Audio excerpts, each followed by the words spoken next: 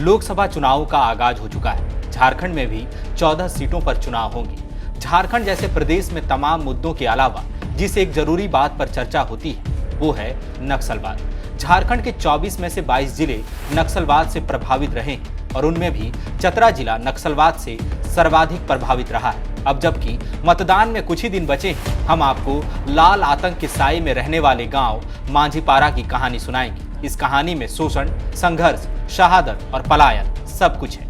ये वही गांव है जहां से कभी झारखंड में माओवाद के लाल आतंक की शुरुआत हुई थी। अब इलाके को नक्सलवाद से तो मुक्ति मिल गई, लेकिन संघर्ष और पलायन आज भी है।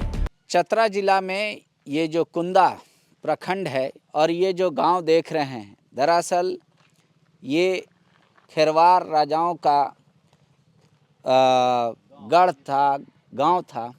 उनके ये लोग वंशज हैं और ये लोग स्वाभिमान की रक्षा करने के लिए कहते बहुत त्याग दिया।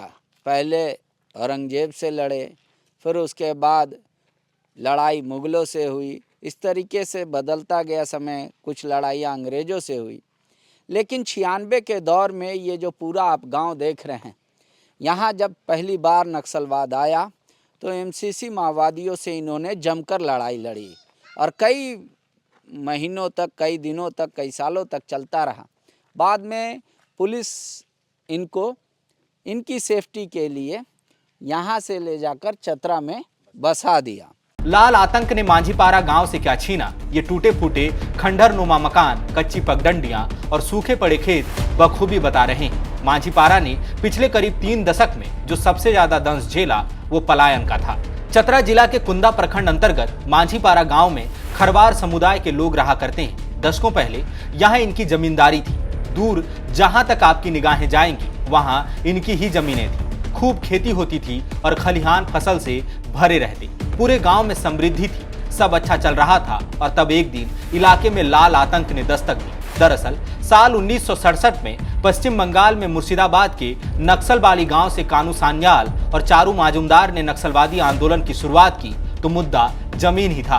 विचारधारा ये मानती थी कि देश में जमीनों का असमान वितरण है, बहुत थोड़े से धनाढ्य जमींदारों के पास अकूत भू संपदा है और दूसरी ओर बड़ी आबादी उन्हीं जमीनों पर बेगार करने को विवश है। इनका मानना था कि यह समस्या बंदूक से ही सुलझेगी।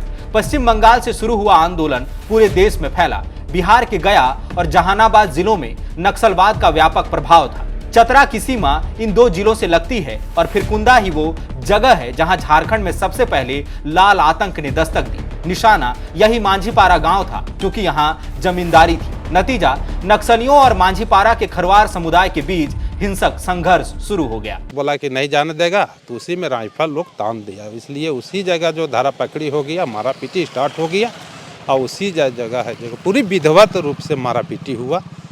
उसी जो समय हम लोग जो है 3 आदमी को जान से मार दिए और उसी जगह सिलसिला मेरा लड़ाई जारी हो गया। उसी मतलब इधर जो बगल का इलाका है वहाँ सनलाइट सेना लड़ते थे, इधर आप लोग खेरवार लड़ते थे। मतलब माओवादियों को 2 ही टक्कर दी है। हाँ, उधर जो है कोठी तरफ जो है ना, तो सब जो है कि सनलाइट जो बोलते हैं ना, वो लोग लड़ता था। बाकी हम लोग, तो आप लोग के पास हथियार था, आप लोग हिम्मत कैसे जुटा लिए लड़ने? नहीं, मान ले कि तीर धनुष था, तीर धनुष था और जो भी टांगी। रोज लोग मारे जाने लगे। कुंदा और मांझीपारा की धरती कभी नक्सलियों तो कभी खरवारों के रक्त से लाल हो रही थी। रोज बंदूकें गरजती, रोज धमाके गूंजते। 3 दशक पहले मांझीपारा की हर शाम रक्त रंजित थी। ये बातें प्रशासन तक पहुंच रही थी और तब एक बड़ा फैसला लिया गया।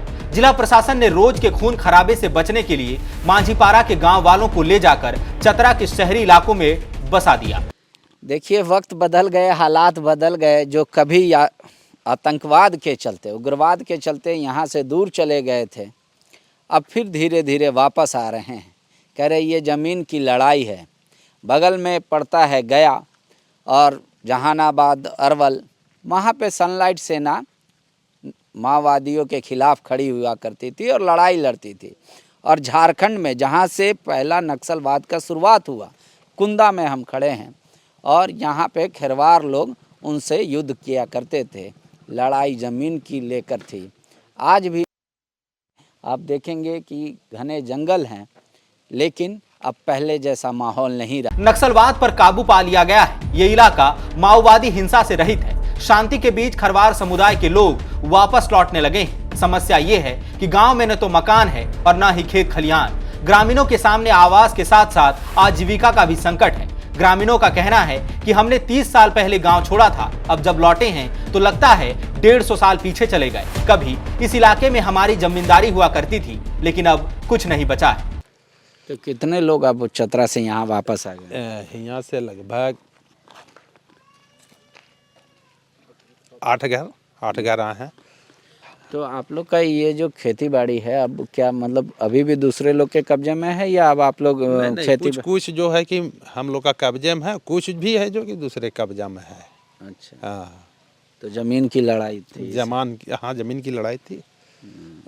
मांझीपारा के ग्रामीण 30 साल बाद गांव लौटे हैं। खंडहर हो चुके कच्चे मकान, कच्ची पथरीली पगडंडियां, सूखे खेत और शुद्ध पेयजल का अभाव, यही इस गांव में शेष रह गया है। 30 साल बाद लौटे ग्रामीणों को नए सिरे से सब समेटना है ताकि जिंदगी पटरी पर लौटे, लेकिन इसके लिए सरकार और प्रशासन का सहयोग चाहिए। बड़ा सवाल ये है कि क्या लोकसभा चुनाव में मांझीपारा मुद्दा भी है? बायोम मेडिकल प्रिपरेशन का एकमात्र संस्थान जहां है complete digital classrooms, individual doubt counters, video lectures, student tracking system, library facility, 100% result oriented rankers batch, study package and class notes in PDF। Jharkhand के इतिहास में पहली बार नीट UG में 700 मार्क्स पार। 10th पास स्टूडेंट्स के लिए फाउंडेशन कोर्स और 11th पास student के लिए फ्रेशर कोर्स। 12th पास स्टूडेंट्स के लिए टारगेट कोर्स 18 अप्रैल से शुरू हो रहे हैं। Contact biome.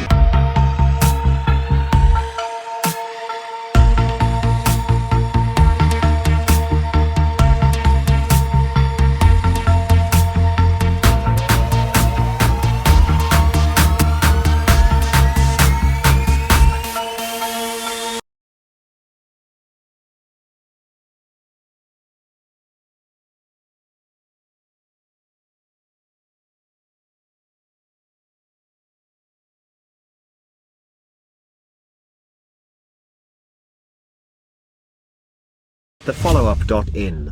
Like, share, and subscribe. www.thefollowup.in